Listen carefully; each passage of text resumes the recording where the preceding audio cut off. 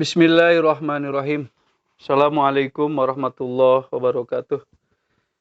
Berjumpa kembali di Forum Indonesia Bergerak. Kali ini saya akan mendialogkan atau menyuarakan tentang problem yang sangat sensitif secara teologis, dan saya memberanikan diri memberi judul atau tema dari wacana ini adalah tentang kemusyrikan sosial. Ini penting agar setiap umat atau umat Islam menyadari pentingnya bersama, pentingnya bersatu, pentingnya satu arah, satu jalan, agar umat ini bisa berdaya, umat ini bisa memberikan solusi, dan umat ini bisa memberikan jalan keluar dari permasalahan-permasalahan dirinya dan bahkan manusia secara umum yang ada di muka bumi ini. Berangkat dari sebuah Al-Quran, ayat suci Al-Quran surat Ar-Rum, ayat 31 dan sampai 32 yang berbunyi, Bismillahirrahmanirrahim, yang artinya, dengan kembali bertobat kepadanya dan bertakwalah kepadanya, serta laksanakanlah salat, dan janganlah kamu termasuk orang-orang yang mempersekutukan Allah, yaitu orang-orang yang memecah belah agama mereka dan mereka menjadi beberapa golongan. Setiap golongan merasa bangga dengan apa yang ada pada golongan mereka. Ayat ini memberitahu kita selaku umat Islam yang masih sekarang terkotak-kotak, terpecah belah dengan berbagai kelompok, ragamnya yang berbeda, dan setiap kelompok mengklaim bahwa mereka lah yang paling benar, dan yang paling mengerikan adalah sikap-sikap seperti itu atau perpecahan itu diklaim oleh Allah atau dikutuk oleh Allah sebagai sebuah kemusyrikan. Ketika agama ini dipecah belah menjadi beberapa golongan. Forum Indonesia Bergerak, umat Islam yang hidup di abad 20 atau abad 21 ini adalah umat yang menerima warisan yang cukup kita ini sekarang menerima warisan yang cukup pahit, cukup getir dan berat, yaitu perpecahan.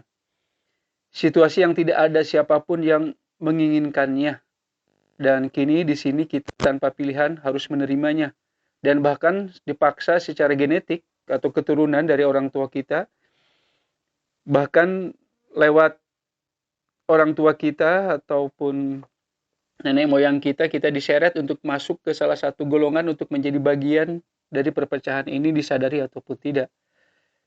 Polemik, intrik, dan bahkan konflik horizontal antara sesama umat Islam kerap terjadi karena mereka berbeda, karena mereka bergontok-gontokan.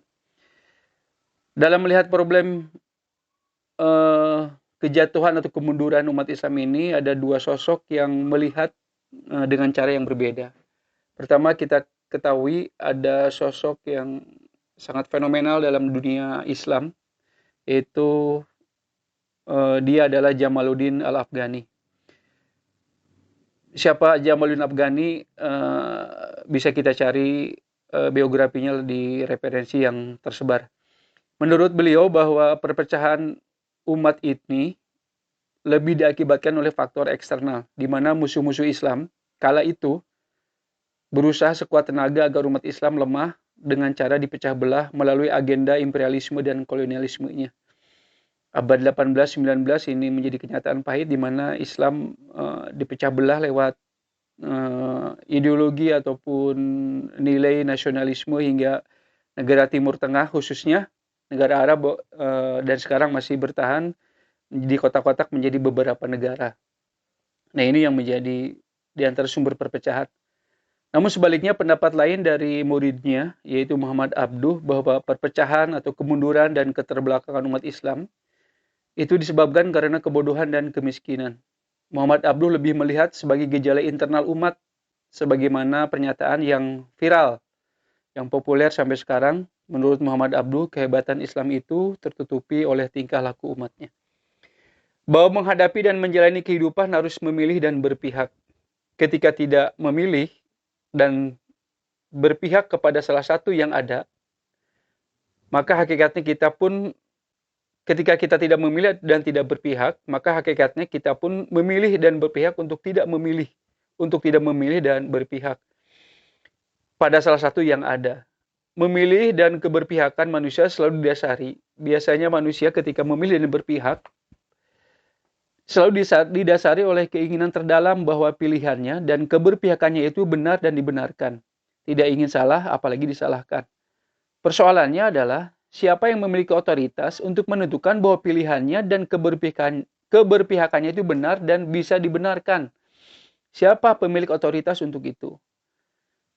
Hadirin Forum Indonesia Bergerak, yang perlu kita lakukan kini adalah bukan lagi mempersoalkan kotak atau kelompok mana yang paling benar. Namun kita harus beranjak lebih strategis adalah bagaimana kotak-kotak atau kelompok-kelompok umat Islam yang terbelah itu, yang berbeda itu, yang beragam itu disatukan oleh satu media atau satu wadah, yang wadah itu seperti wadah itu atau media itu bisa menghimpun dan menyatukan umat yang terkotak-kotak atau terpecah belah seperti ini. Berpikir tentang wadah atau media yang besar itu jauh lebih penting dan mendesak, terlebih memperjuangkan hadirnya wadah itu. Karena dengan alat itu, dengan media itu, dengan wadah itu, umat Islam bisa berhimpun, bisa bersatu, dan bisa bersama. Ini yang paling strategis, umat memiliki kesadaran ke arah situ. Allah Subhanahu wa taala berfirman dalam surat Al-An'am ayat 159 yang artinya, sesungguhnya orang-orang yang memecah belah agamanya dan mereka menjadi bergolongan, tidak ada sedikit pun tanggung jawabmu terhadap mereka. Sesungguhnya urusan mereka hanyalah terserah kepada Allah. Kemudian Allah akan memberitahukan kepada mereka apa yang telah mereka perbuat. Kita, umat Islam di sini, apalagi generasi milenial di masa depan, sama sekali tidak bertanggung jawab atas warisan perpecahan ini. Maka sudah selayaknya kita, apalagi generasi milenial ke depan, melepaskan diri dari perpecahan ini dengan berjuang secara intelektual untuk merumuskan, membuat konsep, sebuah wadah atau konsep yang bisa menyatukan, yang bisa menampung perbedaan, dan berjuang mengadakannya dan mewujudkannya wadah atau media tersebut. Itu menjadi tanggung jawab kita pada sejarah di masa depan. Maka bagi kita dan generasi milenial wajib dan secara historis harus menghentikan perpecahan ini lewat bagaimana kita memperjuangkan satu media, satu wadah yang bisa menampung keseluruhan umat Islam. Hanya orang bodoh dan dungu yang menerima warisan pahit dengan memperpanjang perpecahan ini. Sekali lagi, hanya orang bodoh dan dungu yang menerima warisan pahit dengan memperpanjang perpecahan ini. Jangan sampai kita, generasi milenial muslim ke depan, justru memperpanjang, melanjutkan perpecahan ini. Ini kan menjadi sangat bodoh dan dungu. Mentauhidkan sosial umat, bagaimana umat secara sosial itu bertauhid, menjadi penting dan mendesak dengan merumuskan dan memperjuangkan sekali lagi adanya atau tegaknya media atau wadah atau alat yang besar yang bisa menampung dan menyatukan umat ini. Jauh ini lebih penting harus kita perjuangkan agar kita terhindar dari kemusyrikan sosial. Hadirin sekalian, saya mengajak kepada Forum Indonesia Bergerak ini agar kita harus berhenti sejenak, keluar dari mainstream, dari situasi ini, lepas dari lingkarannya, untuk melihat dunia dari luarnya, agar kita tahu apa yang seharusnya kita lakukan pada dunia, zaman, dan sejarah ini. Sebentar saja kita keluar dari dunia yang seperti ini, untuk melihat dunia dari luarnya agar kita bisa tahu apa yang seharusnya kita lakukan untuk dunia ini. Sebab kalau kita berada di dalamnya, kita akan terkungkung, akan terseret dan akan terkendali bahkan oleh situasi. Maka keluar sejenak sebentar saja dari dunia seperti ini menjadi penting agar kita bisa melihat dunia dengan cara baru, dengan cara baru itulah kita bisa memberikan solusi.